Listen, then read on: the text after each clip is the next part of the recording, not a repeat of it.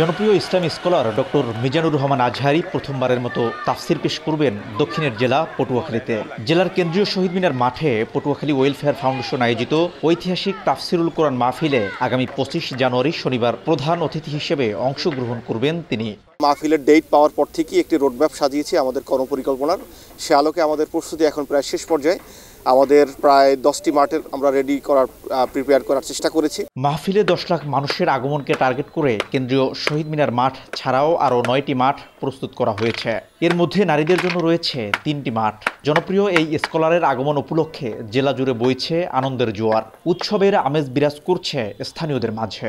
দক্ষিণ বাংলায় এই সর্বপ্রথমে আমাদের পটুয়াখালী আসতেছে মিজানুর রহমান আজহারি, এই জন্য আমরা সবাই আনন্দিত। মাহফিলে আয়োজনে আমি এসেছি, এখন আমাদের ভালো লাগছে। আবার আসবো দেখতে, মিজানুর আজহারি হুজুর আসলে আবার আসবো মাহফিলে। এদিকে বিপুল জনসমাগমকে কেন্দ্র করে তৎপর আইন শৃঙ্খলা রক্ষাকারী বাহিনী। অপ্রীতিকর ঘটনা এড়াতে পুলিশের পাশাপাশি কাজ করবেন র্যাব সেনাবাহিনী। বাড়ানো হয়েছে গোয়েন্দা নজরদারিও। বরিশাল বিভাগের মধ্যে মিজানুর রহমান আজহারির এটি প্রথম মাহফিল। তাই মাহফিলে পটুয়াখালী জেলা ছাড়াও বিভাগের বিভিন্ন জেলা ও উপজেলা থেকে বাস, ট্রাক ও লঞ্চ যোগে লাখ লাখ মানুষ আগমনের সম্ভাবনা রয়েছে। সকলের সহযোগিতায় বিশাল এই তাফসির মাহফিল সফল ও সার্থক হবে এমনটাই প্রত্যাশা আয়োজকদের।